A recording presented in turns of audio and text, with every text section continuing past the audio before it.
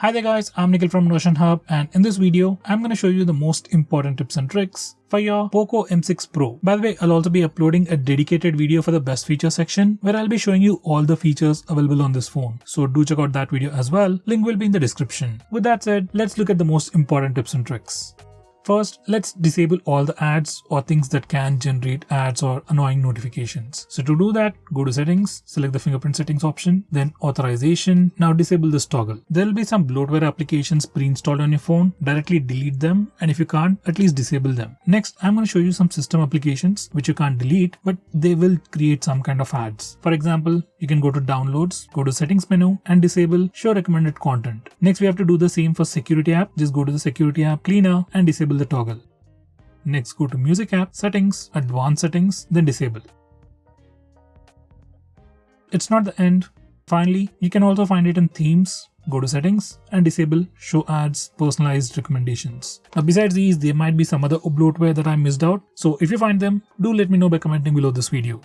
Next, we have the famous object eraser feature on this phone, and it works pretty easily. Just open the Photos application, just select the photo, just go to gallery, select the photo, click edit, create, and then erase. In erase, you have more options, like you can do it manually. You can remove objects, remove lines, or remove people. Next, we have the bokeh feature where you can turn normal photos into portrait shots. Using this feature, you can change the amount of background blurriness you want, and you also get all these filters which can further improve your portrait shots or the bokeh shots. Next, we have the famous feature to actually change the sky in the background. This is how it works, and it actually can make your photos look a bit more unique.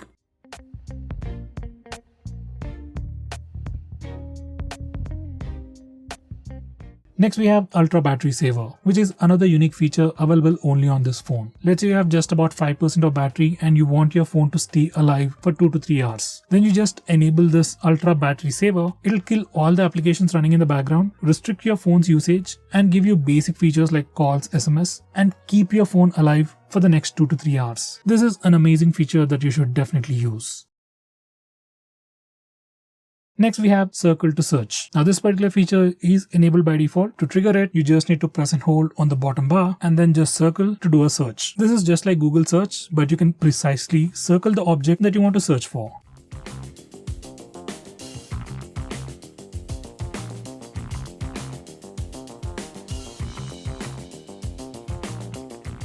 Next, I'm going to show you navigation gestures. Now you can enable from these settings, and once you enable it,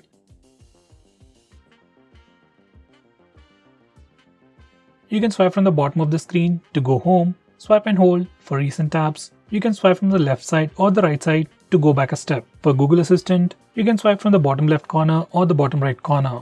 And just like on iOS, you can just swipe left or right on the bottom bar to quickly switch between applications. Next, we can also trigger Google Assistant by just using the power button. You just need to enable this toggle and then press and hold the power button to trigger Google Assistant. Next, I'm going to show you how to enable the dark mode on this phone. So from settings, you can enable the dark mode, and once you enable it, all the system UI elements change to the dark mode. Even stock apps like phone dialer, SMS application even change to the dark mode. Even the Google applications will automatically change to the dark mode. Now this dark mode definitely helps you save some battery, looks much more cooler, and also affects your eyes less at night. From these settings, you can also schedule to automatically turn on and turn off dark mode at a specific time. Next, I'm going to show you how to take pictures using palm gesture. You just need to enable this option and just show the palm to the front-facing camera, and your phone will automatically take a picture. It's not a big feature, but something you might definitely want to try. Next, I'm going to show you how to take screenshots on this phone. By default, on any Android phone, if you want to take a screenshot, you can just press the volume down button and power button both at the same time to take a screenshot. For some reason, if that's a bit difficult for you, on this phone we also have the 3-finger screenshot gesture. Once you enable it, you can just swipe down using 3 fingers to take a screenshot. By the way, we also have a quick shortcut to take a screenshot even in the notification toggles. Next, I'm going to show you how to take a longer screenshot.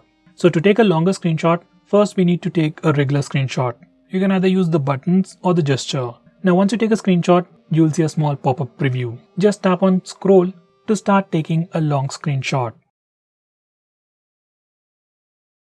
Next, I'm going to show you how to take partial screenshots. To do that, you just need to place 3 fingers on the screen and hold, and you'll get a preview. From here, you can just drag to select the area that you want to take a screenshot of. Next, I'm going to show you how to use split screen mode on this phone, or to say how to use 2 applications at the same time. For that, first go to the recent apps. Then click and hold on the application that you want to use in the split screen mode. Then select split screen. Now you can select the secondary app from the list below, or else you can go to the home screen and select the secondary app from the app drawer.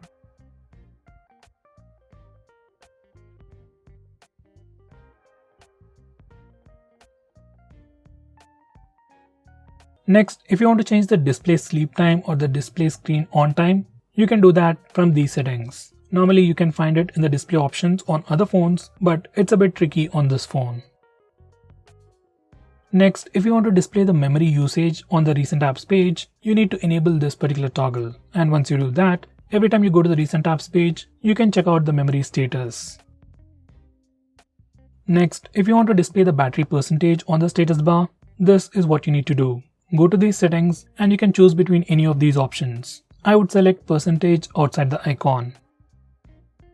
Similarly, if you want to display the network usage of your phone on the status bar, just enable this toggle. Once you're done, your phone will display the real-time network usage information on the status bar. Next, I'm going to show you how to change the default applications for regular profiles like the default browser, SMS, and so on. For that, you need to go to the settings and come to this particular page, and from here, you can change your default browser, default SMS application, default email app, and so on.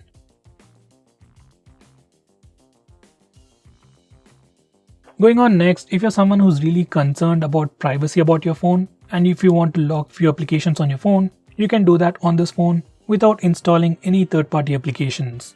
You can lock applications just like I've shown you in the preview. By the way, you can also have a different password for these locked applications from your phone's password, which is actually a pretty good thing. By the way, we can also use the fingerprint scanner and the face unlock features to unlock the locked applications. For that, we need to enable those options from settings.